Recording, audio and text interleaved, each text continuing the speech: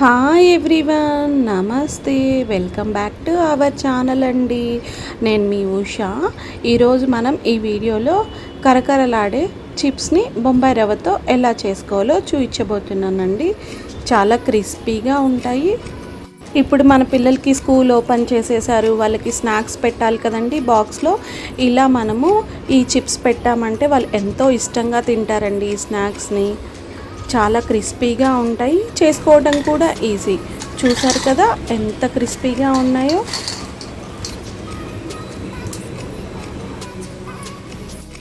ఈ కరకరలాడే చిప్స్ కోసం మనము 2 కప్పుల బొంబాయి రవ్వను తీసుకుంటున్నానండి. సూజీ రవ్వ మనం ఉప్మా చేసుకుంటాం కదా, అది మిక్సీ జార్లో వేసుకోవాలి. ఇలా మెత్తటి పొడిలాగా చేసుకోవాలండి. మిక్సీ జార్లో మెత్తటి పొడిలాగా చేసుకున్నాక మన రుచికి సరిపడా ఉప్పు, అలాగే ఇక్కడ ఎండుమిరపకాయలు చివరగా వేసుకుంటున్నానండి. పూర్తి మెత్తగా చేసుకోవద్దు, కొంచెం 1-2 పల్స్ ఇచ్చేసి ఇలా పలుకులుగా ఉండేలాగా చూసుకోండి. తర్వాత ఇలా వెడల్పాటి బెల్లంలో మనం ఈ పొడిని వేసేసుకోవాలి. అంత మెత్తగా అవ్వదు, ఇంకా కొంచెం బరకగానే ఉంటుందండి. తర్వాత ఇందులోకి తరిగిన కొత్తిమీర, కరివేపాకు, కొంచెం వామును నలిపివేయాలి. అలాగే జీలకర్ర మనం మిక్సీ జార్లో వేసాం కదా, మిక్సీ జార్లో వేయకుంటే ఇప్పుడు ఇక్కడ వేసుకోవచ్చండి. అలాగే మీకు ఇష్టం ఉంటే కొన్ని నువ్వులు, నల్ల నువ్వులైనా సరే, తెల్ల నువ్వులైనా సరే. ఇందులోకి ఇంకా ఏమీ అవసరం లేదండి. నూనె కానీ, వెన్న కానీ, బటర్ కానీ ఏం వేయాల్సిన అవసరం లేదు. అయినా సరే మనకి క్రిస్పీగా వస్తాయండి ఈ చిప్స్ అనేటివి. కొంచెం వాటర్ వేసుకుంటూ దీన్ని సాఫ్ట్ చపాతీ ముద్ద కంటే సాఫ్ట్గా చేసుకోవాలండి. రవ్వ కదండి, మనం వాటర్ ఎంత వేసే కొద్దీ అంత పీలుస్తూ ఉంటుందన్నమాట. సో చూసుకుంటూ మనము ఇలా ఒక ముద్దలాగా ప్రిపేర్ చేసుకోవాలి. మనం మిక్సీ జార్లో లాస్ట్లో చివర్లో వేసాం కదండి ఎండుమిరపకాయ కచ్చపచ్చగా.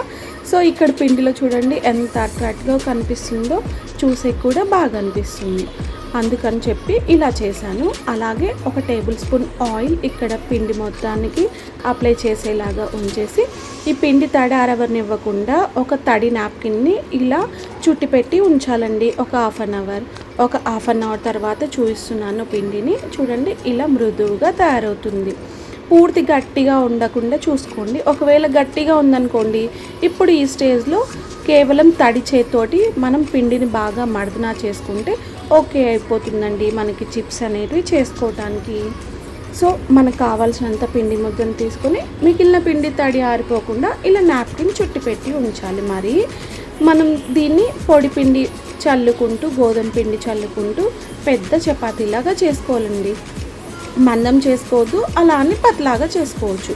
వీడియోలో చూస్తున్నంత మందం అయితే మనకి సరిపోతుందండి. దాన్ని ఇలా రివర్స్ తిప్పేసి నేనైతే ఇక్కడ పిజ్జా కట్టర్ తోటి దీన్ని మనకు కావాల్సిన షేప్లో కట్ చేసుకుంటున్నానండి.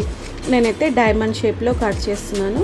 ఫస్ట్గా ఇలా నిలువుగా ఘాట్లు పెట్టుకొని, తర్వాత ఇక్కడ అడ్డంగా డైమండ్ షేప్ వచ్చేలాగా కట్ చేస్తున్నాను. ఇలా మనకి ఎన్ని కావాలంటే అన్ని చేసుకోవాలి.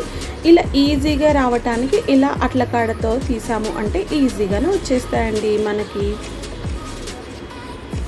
ఇవన్నీ ఒక ప్లేట్లోకి తీసి పెట్టుకుంటున్నాను. ఇది తీసుకునేటప్పుడే మనము స్టవ్ మీద కడాయి పెట్టేసి డీప్ ఫ్రైకి సరిపడా ఆయిల్ వేసి వేడి చేస్తుండాలండి.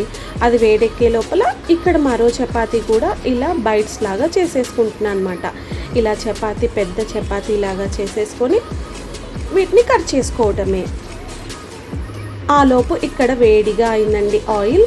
వేడెక్కిన ఆయిల్లో వీటిని వేసేసుకొని ఫస్ట్ వేసిన వెంటనే కలపొద్దు, కొంచెమైన తర్వాత వీటిని సలాకితోటి కలుపుతూ మనము 2 పక్కల దోరగా ఫ్రై చేసేసుకోవడమే అండి.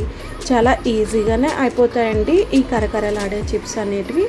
సో మనం ఇలా ఒక్కసారి చేసి పెట్టుకుంటే 1 వీక్ to 10 days వరకు వాళ్ళకి స్నాక్స్ లాగా ఇవ్వచ్చు. అలాగే మనం పప్పన్నంలోకి, సాంబార్ అన్నంలోకి సైడ్ డిష్గా నంచుకోవచ్చండి వీటిని. చాలా క్రిస్పీగా ఉంటాయి ఈ చిప్స్. చూడండి ఇలా గోల్డెన్ బ్రౌన్ కలర్ రాగానే వీటిని తీసేసుకోవటమే. ఇలా మనం చేసుకున్న పీసెస్ అన్నీ డీప్ ఫ్రై చేసేసుకోవటమే మనము. చాలా క్రిస్పీగా, చాలా క్విక్గా, త్వరగా చేసుకోవచ్చండి. చూసారా చాలా బొల్లుగా ఉన్నాయన్నమాట ఈ కరకరలాడే చిప్స్. కేవలం 5 to 10 minutesలో మనం చేసేసుకోవచ్చు. ఏమంటే అరగంట నానబెట్టుకోవాలి. ఇలా తయారు చేసుకున్నాక ఒక బాక్స్లో పెట్టేసుకొని చల్లగా అయ్యాక వీటిని స్టోర్ చేసుకోవటమే. ఒక్కసారి మీరు ట్రై చేయండి. ట్రై చేశాక మీ వాల్యుబుల్ ఫీడ్బ్యాక్ని నాతో షేర్ చేసుకోవడం మర్చిపోవద్దండి. పిల్లలకి చాలా బాగా నచ్చుతాయండి ఈ కరకరలాడే చిప్స్. ఒకసారి మీరు కూడా ట్రై చేయండి. Thank you for watching. మరో ముచ్చటతో మీ ముందుకు వచ్చేస్తుంది మీ ఉష.